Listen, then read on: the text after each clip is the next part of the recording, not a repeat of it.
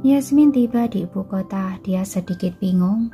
Setelah datang dengan tergesa-gesa, dia baru menyadari mencari nenek itu seperti mencari jarum di tumpukan jerami. Tiba-tiba ponselnya berdering, Stefan menelponnya. Tidak tahu apa hanya kebetulan atau Stefan mengawasi gerakannya. Yasmin menekan tombol jawab. Ada apa? Nada suaranya tetap dingin, sangat jelas terasa asing. Ada apa kamu datang ke ibu kota? Apa perlu aku menjadi pembantu wisatamu? Tanya Stefan. Begitu Yasmin menjawab, dia melihat seorang pria keren berjas hitam yang mengenakan kacamata hitam sambil memegang sebuah papan. Kalimat dengan huruf besar, Nona Yasmin, tolong lihat aku. Sangat menarik perhatian. Papan ini menarik perhatian banyak orang. Yasmin merasa malu tapi tetap berjalan mendekat. Tidak perlu, ada yang menjemputku. Selain itu, aku bukan datang untuk jalan-jalan, tapi ada urusan. Jawab Yasmin dengan tenang.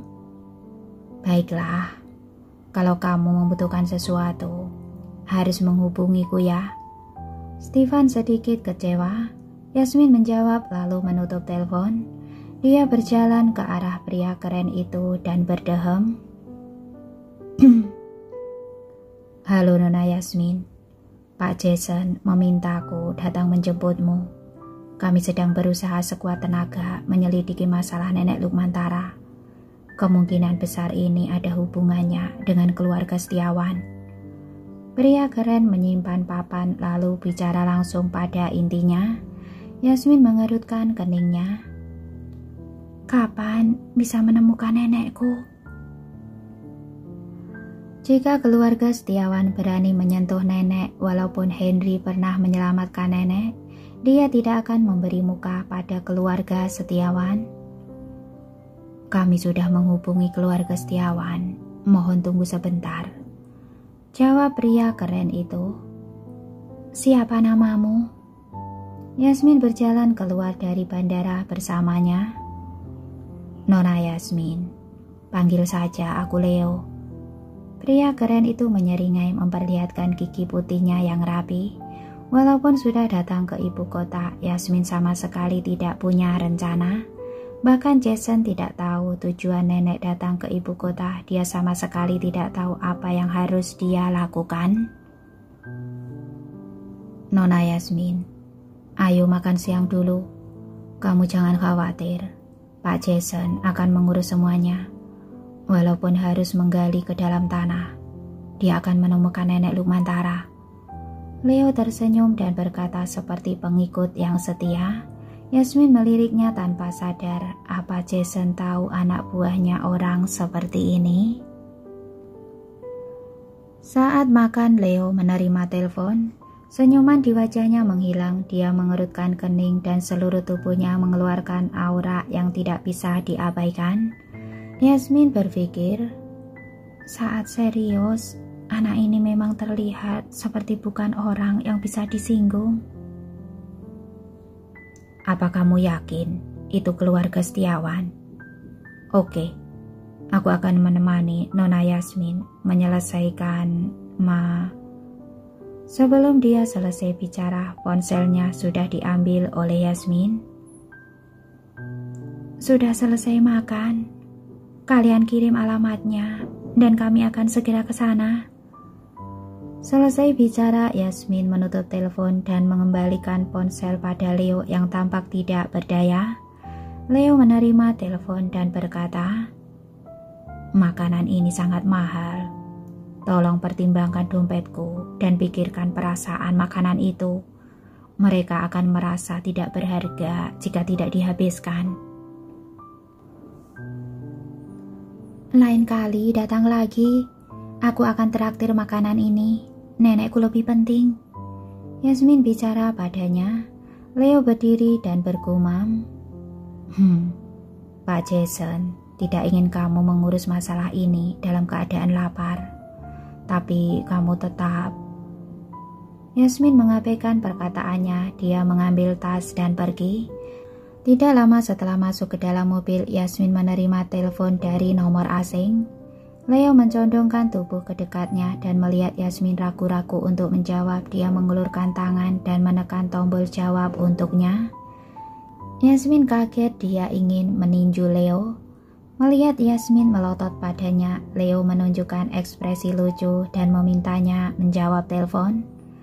Yasmin menekan tombol jawab. Dia mencondongkan tubuh ke depan untuk menguping. Apa benar ini Nona Yasmin? Orang di telepon bertanya. Benar, ini siapa? Yasmin menjawab dengan dingin. Aku staf stasiun kereta. Pemilik ponsel ini pingsan di kamar mandi stasiun. Kami menemukan informasi kontak kamu di ponselnya. Jika memungkinkan, silakan datang ke stasiun untuk menjemputnya dan membawanya ke rumah sakit. Yasmin menjawab dan menatap Leo. Leo juga merasa ini sulit dipercaya. Dia mengeluarkan ponsel dan menelpon. Setelah Yasmin menutup telepon, dia menatap Leo tanpa mengatakan apa-apa. Setelah panggilan Leo tersambung, dia bertanya dengan senyum setengah hati. Kamu mempermainkan atasanmu. Nona Yasmin menerima telepon dari stasiun kereta yang mengatakan neneknya ada di stasiun kereta. Sebenarnya, bagaimana kalian menyelidiki masalah ini? Yasmin mencondongkan tubuhnya dan mendengarkan. Kami membawa orang menggeledah rumah keluarga Setiawan. Kami memang tidak menemukan nenek Nona Yasmin. Bos, tolong antar dia ke stasiun untuk memeriksanya. Jawab pemuda di telepon. Sialan, apa kamu tidak bisa melakukan pekerjaanmu dengan baik? Selesai memarahi, Leo meminta sopir untuk pergi ke stasiun. Orang-orangmu bukannya tidak bisa bekerja, tapi mereka tahu orang-orangmu akan tiba di sana dan memindahkan nenek tepat waktu. Yasmin menghibur Leo. Leo menjilat bibirnya dengan seringai di mata elangnya. Orang yang menculik nenek Lumang Tara kali ini adalah orang dari cabang keluarga Setiawan. Mereka berpikir Pak Jason berasal dari luar kota dan tidak akan berani melakukan apapun pada mereka. Mereka sangat arogan, tapi mereka tidak tahu Pak Jason lebih arogan. Walaupun disuruh pergi ke neraka untuk menantang dewa neraka pun, Pak Jason tidak akan takut. Yasmin menahan tawanya dan bertanya, apa Pak Jason tahu kamu mengatakan hal seperti itu tentang dia? Tentu saja dia tidak tahu. Aku anak buah yang ditugaskan di sini. Mana peduli dengan apa yang aku pikirkan? Jawab Leo. Yasmin dalam hati berkata, kamu tampak sangat bahagia dengan pekerjaanmu. Saat tidak ada pekerjaan, langsung berpikir yang tidak-tidak tentang bosnya. Setelah pembicaraan santai sebentar, seluruh pikiran dan hati Yasmin tertuju pada neneknya. Yasmin dan Leo tiba di stasiun dan mengikuti staf menuju ruang tunggu stasiun. Nenek Lumantara sedang duduk di ruang tunggu sambil minum air. Saat melihat Yasmin bergegas masuk, dia tertegun sejenak dan kemudian memarahinya dengan wajah dingin. Kamu ini kenapa? Bukankah aku sudah menyuruhmu untuk tinggal di rumah? Aku sangat mengkhawatirkanmu, jadi jangan memarahiku. Nenek sudah tua, pergi ke ibu kota sendirian tanpa memberitahuku.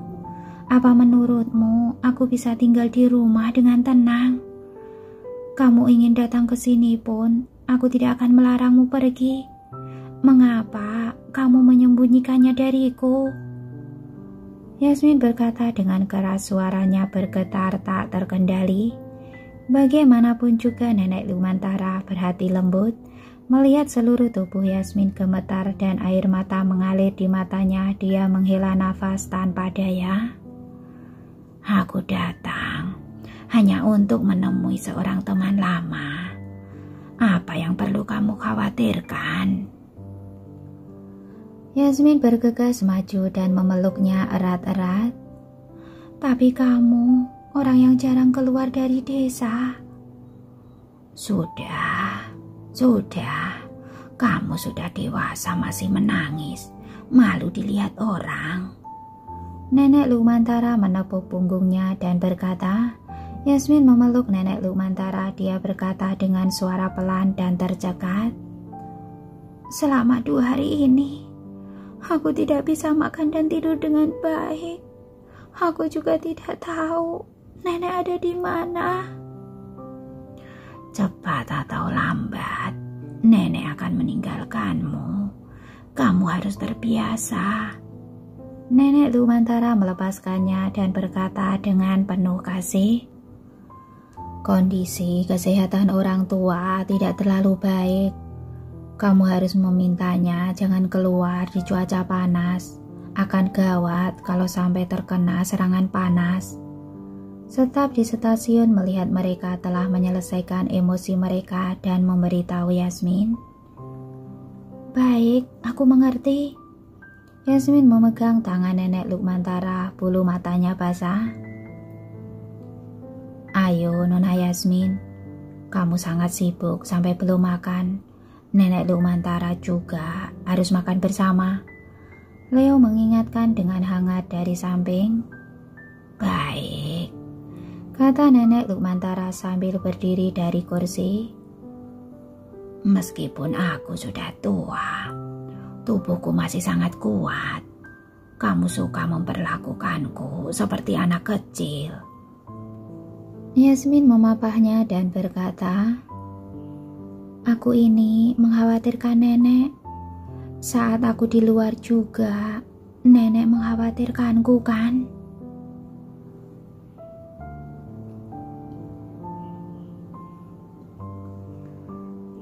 Yasmin memapahnya dan berkata, aku ini mengkhawatirkan nenek. Saat aku di luar, nenek juga mengkhawatirkanku kan?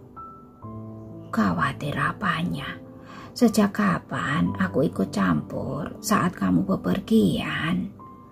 Nenek Lumantara berdebat dengannya. Terkadang sangat sulit berkomunikasi dengan orang lanjut usia. Yasmin tidak ingin bertengkar dengannya. Yang penting nenek baik-baik saja. Dia merasa tenang. Mereka bertiga keluar dari ruang tunggu stasiun. Yasmin berdebat dengan Nenek Lumantara. Apa harus makan dulu atau pergi ke rumah sakit dulu? Ada banyak orang di stasiun kereta api ibu kota. Banyak pejalan kaki yang lalu lalang. Pergi ke rumah sakit untuk pemeriksaan dulu, lalu makan siang di restoran dekat rumah sakit. Melihat mereka tidak juga mengambil keputusan, Leo langsung membuat keputusan untuk mereka. Yasmin memandang Nenek Lumantara. Nenek Lumantara hendak berbicara ketika Leo tiba-tiba berkata, hati-hati. Sebelum mereka berdua menyadari apa yang sedang terjadi, mereka sudah didorong oleh Leo. Leo sangat kuat. Yasmin langsung terhuyung saat menemukan kembali keseimbangan. Dia segera menahan Nenek Lumantara yang hampir terjatuh. Kemudian segera menoleh pada Leo. Cepat pergi. Leo memberi tahu Yasmin. Dia memegang erat keras seorang pria yang berdiri di depannya. Saat Yasmin hendak bicara, dia melihat tangan pria itu bergerak. Pisau berdarah muncul di hadapannya. Nenek Lumantara berteriak ketakutan dan mundur 2 langkah. Cepat pergi. Leo berteriak menahan rasa sakit. Pria itu berjuang untuk mendorongnya menjauh. Pandangannya dengan jelas menuju Yasmin dan Nenek Lumantara, tapi dia tidak dapat menyerang mereka karena Leo memegang kerah bajunya dengan kuat. Yasmin mundur 2 langkah dan berteriak keras, "Pembunuh!" Suara itu membuat banyak orang yang lewat menoleh. Sudah ada banyak darah menetes ke tanah di antara Leo dan pria itu. "Hah, ada pembunuh!" ada pembunuh!" Seorang wanita tiba-tiba berteriak, stasiun langsung menjadi ramai. "Lepaskan!"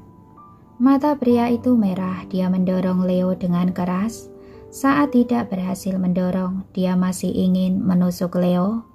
Yasmin melepas tasnya dan melemparkannya dengan keras ke kepala pria itu. Tangannya gemetar, tapi dia tidak berani berhenti dan mencoba yang terbaik. Saat pria itu dipukul oleh tas Yasmin, Leo melepaskannya.